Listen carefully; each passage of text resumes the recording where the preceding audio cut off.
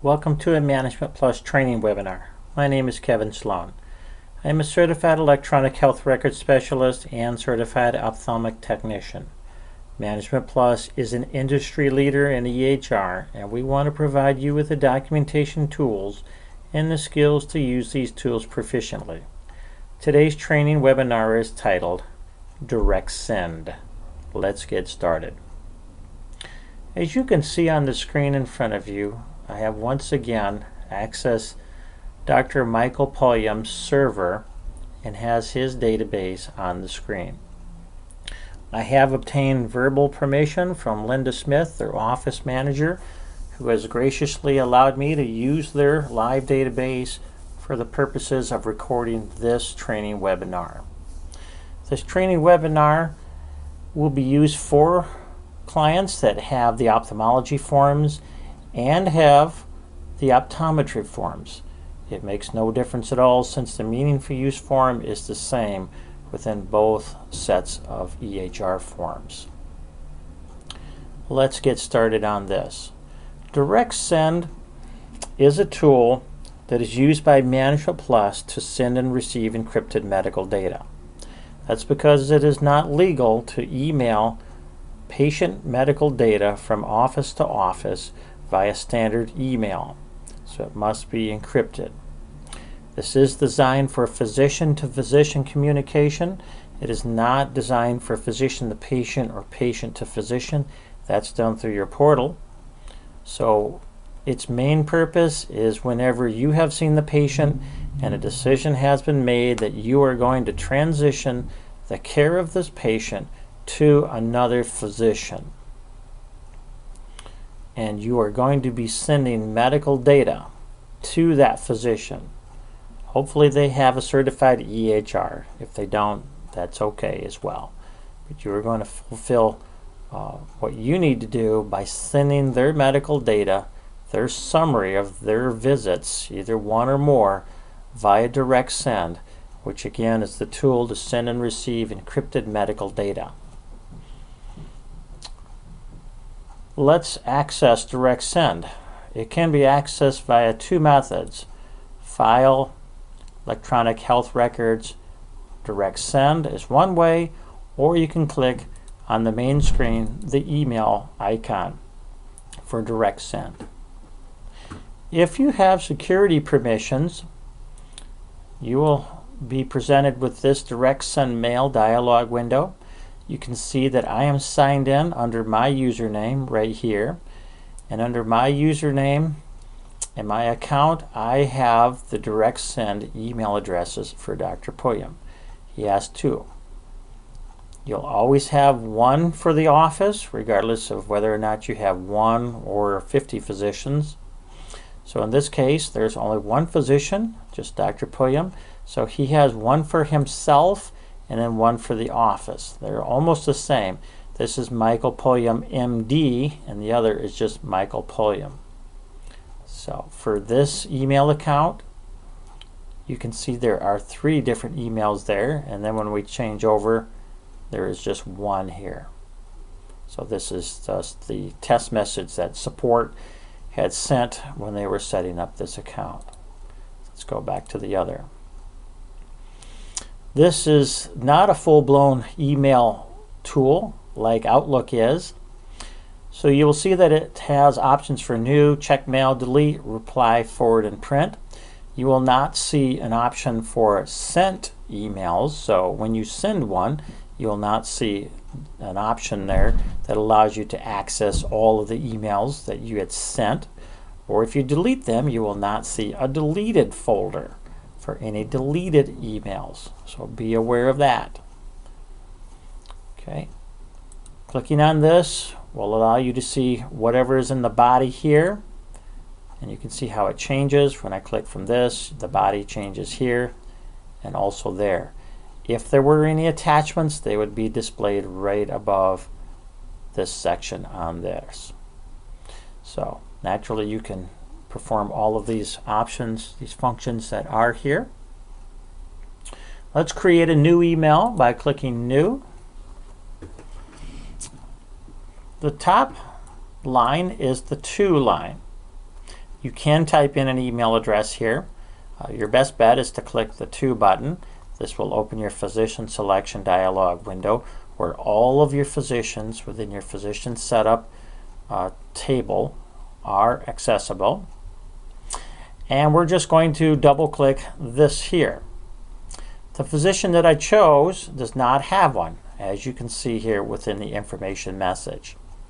So if you really wanted to send this direct send email to on a bot, you would call them up, ask them for their email address that is designed for sending and receiving encrypted medical data. If they tell you, well, use this yahoo.com address or a Yahoo or a Hotmail, something like that, that's not sufficient. That's just standard email. A lot of folks do not have this, so don't be afraid if they say they don't know anything about it or they're not fully set up for that.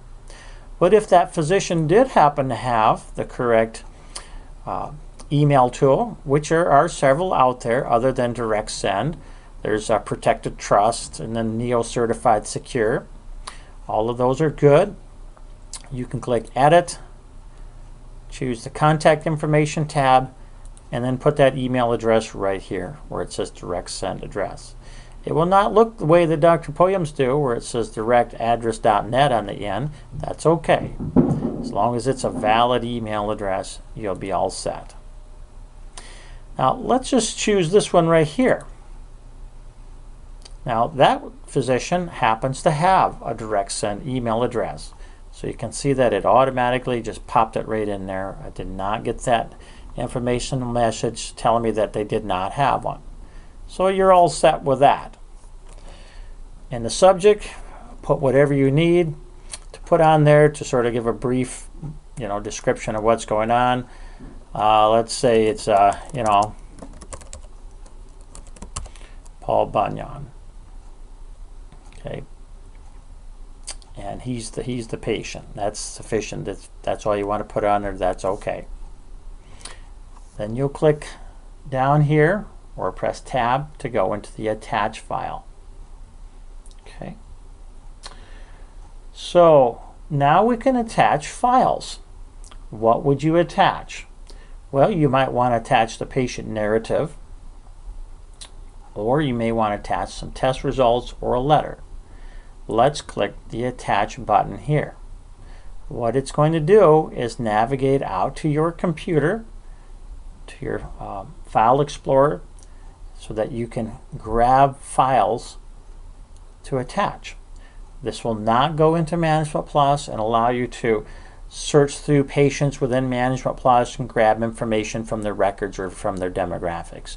You must get those outside of Management Plus. Okay, I have some test files sitting on the desktop, as you can see off to the left, just for demonstration within this training webinar. So let's just click on Desktop. And let's say I want this 12/29/15 narrative. I can just start to type in 12, and you can see there are several here.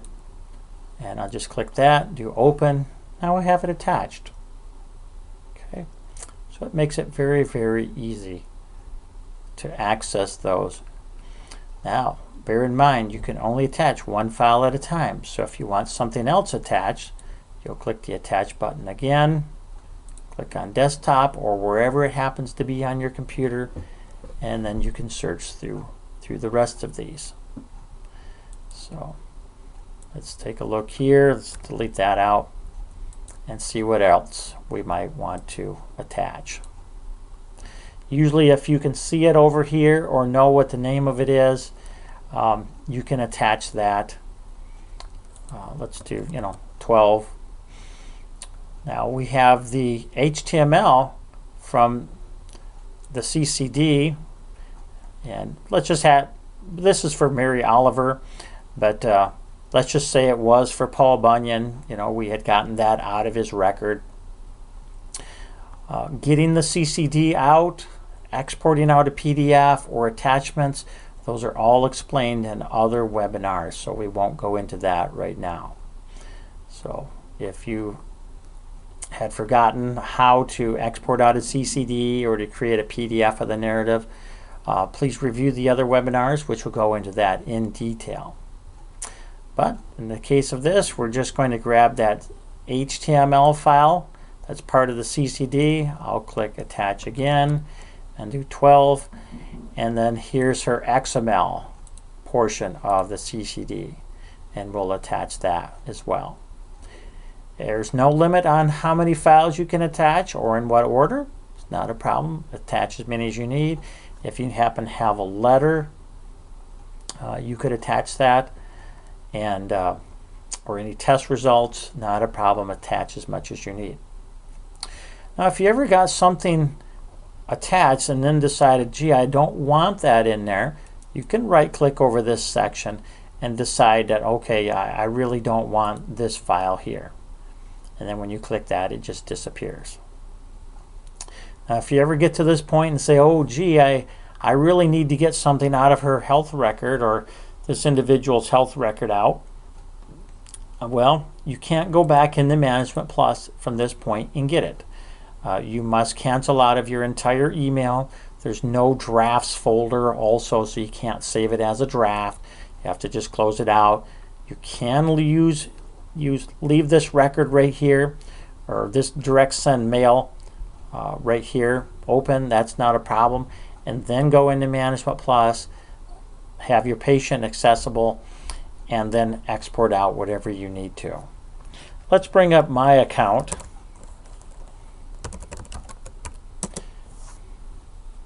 So we've got my account here.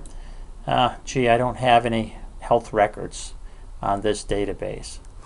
So let's go into another. Okay. This is Pat Nelson. She's a technician in the office. I know she won't mind me using her account for this. So let's see if she has any attachments. So I'm just going to select them all, right click, view attachments, and there is a glasses and then an OCT. So at this point, if I wanted this OCT, I would just right click, export, put it on the desktop or wherever you want. Then at this time I could come back into this, do new, reset up the email address to who it's going to, put the subject, click attach, go back to where it is, and grab all those files all over again. It only takes a couple of times of getting to this point and realizing, gee, I don't have all my data out, before you get used to starting here first, then exporting out all of your data that you need, any attachments, any letters, your PDFs of your narratives. Then you can attach them all at the same time. It's just getting used to the sequence of what you need to do here. So once you have that, you have your body of your email address or your email here. You can type into here.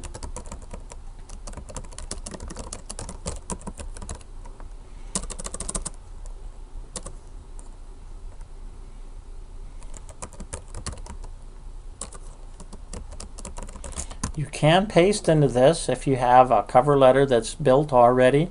You can paste into this section, not a problem. Just bear in mind this is a text editor, so if you have any fancy fonts, styles, columns, tables, it's going to be stripped out and it will just be dumped in there, and it's normal formatting. So it's best just to start with something very basic that's built in a text editor so that you can practice this and paste it right in there, and you won't have to type this in each and every time. Clicking send will just send it on its merry way and off it goes.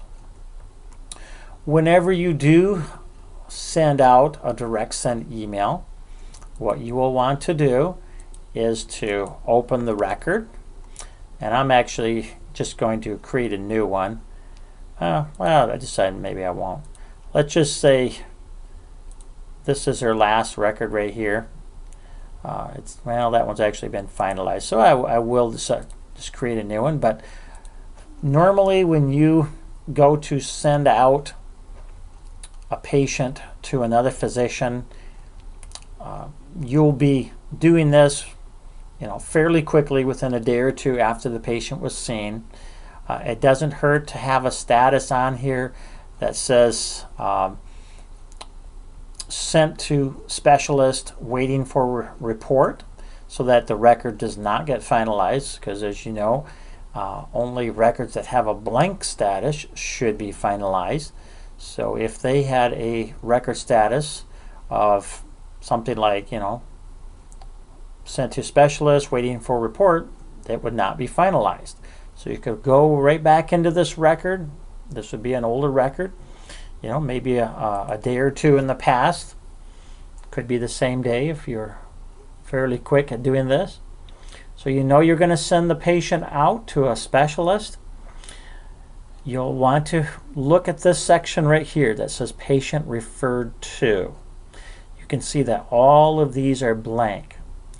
There are 3 check boxes that are indented. They do go together with this here. The Cataract 20/40 or better visual acuity does not go with this. You can see it's not indented. Normally, you will be on the physician desktop form. So let's go to that. And we'll go to the dictation section. Okay. So you can see here, referring physician is here, primary care is there, patient referred to. So let's say we're going to send it to this physician here, and then we're going to send a copy of the narrative, a PDF. So we can click this, make this a green check mark. Now in the meaningful use form, whenever you come back into this immediately after doing the direct send, you'll see that there are actually 3 elements within this. The patient referred to is checked, the physician name is here, and of course summary of care provided upon transition of care or referral is already selected. This will most likely be already there because it will have been documented by the physician. In this case, it had been Dr. Pulliam on the physician wrap-up form. Once you do your direct send email, you'll just come right back into this and then click Summary Electronically Transmitted. And you want to resave this record. The last element within this section is report received corresponding to patient referral. That is to be flagged or checked on this box whenever you get a report back from that physician. So having a status up here of sent to subspecialist or sent to specialist waiting for a report is very beneficial, so that you can look in your sign-off work list to look for all records with this status, because it will not be finalized because it has a status, since your doctor is only finalizing records with a blank status. So this will not get finalized as long as that status is there. And you can always find all of the records that are waiting for a letter back from the specialist that you referred them to. So this could take several weeks, maybe a month or 2, before you're actually able to come in here and set this flag. Whenever you do, take that status out because you no longer need it. It'll go on the physician sign-off work list, and then they can finalize it. If it's several weeks after they were seen, it's not a huge deal. That's okay. Nobody's going to go to jail if it's that long after the patient was seen before it's finalized. It's perfectly fine. Okay. Now, it's a good idea to familiarize yourself with these control IDs. Let's right-click on this, Transition Patient Referred. I'm going to be showing you that here in just a minute.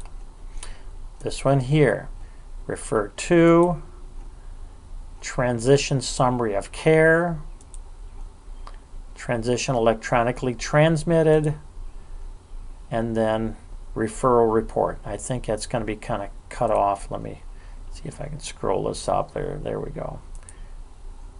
Yeah, Referral Report. It was kind of cut off from the video. So those control IDs are important. You're going to see those here in just a minute. on the meaningful use report. I want you to become familiar with those. We're going to close this record out. We're not going to save it on Pat's account. We don't want to do that. So we're going to go File, Electronic Health Record, and then EHR Reports, and then Meaningful Use Report. Okay, we're going to look at number 5, Health Information Exchange.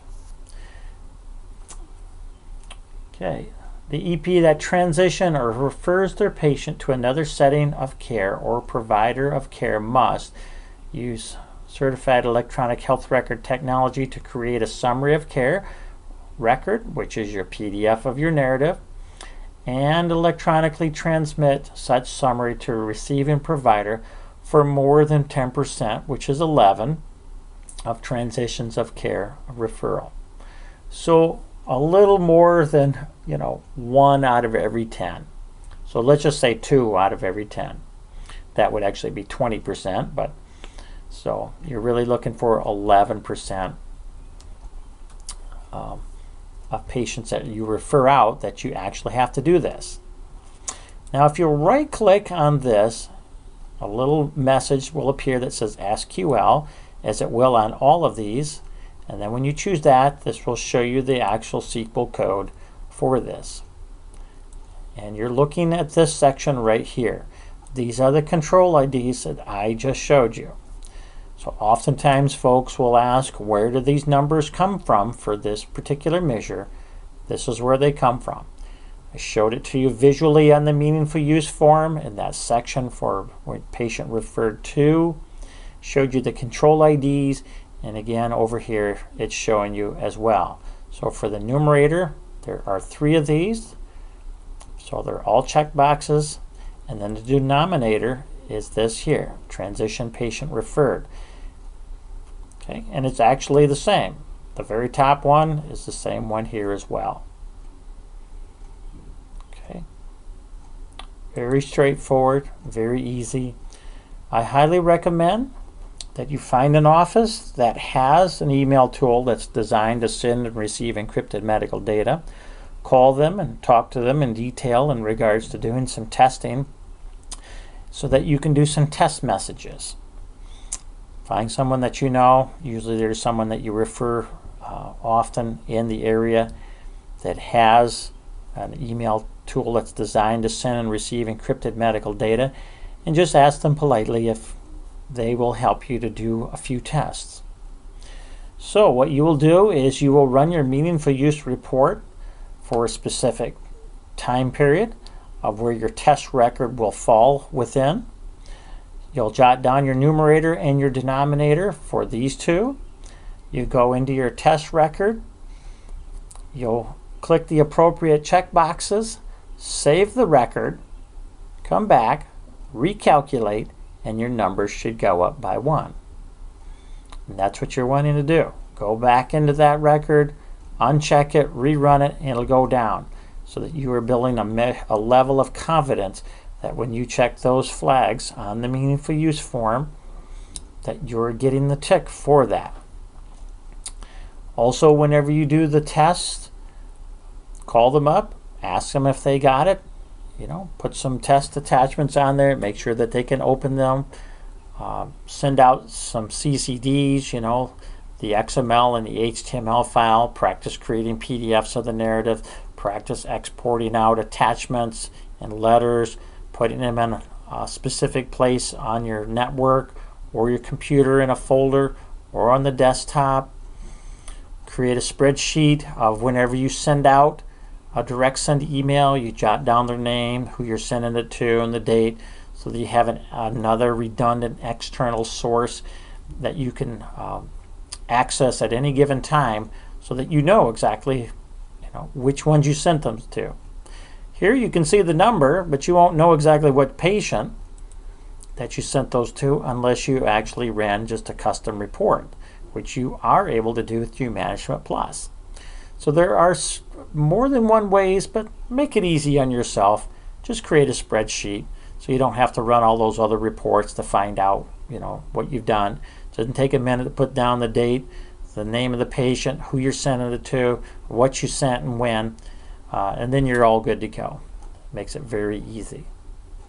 And you will stay up to date on your meaningful use numbers, and then when it comes time to a test, you'll have all that information documented. And then naturally, as I mentioned earlier, you want to go into the sign-off work list, File, EHR, and then sign-off work list, and then filter out for your status down here, sent to specialist waiting for report. They don't have any records with that since they don't actually have that status, but if they did, you would search for that status, and then you could right click on those and then review that record and set those flags, resave it, and so forth, and have access to all of that information. This concludes the training on DirectSend. Thank you for your attention.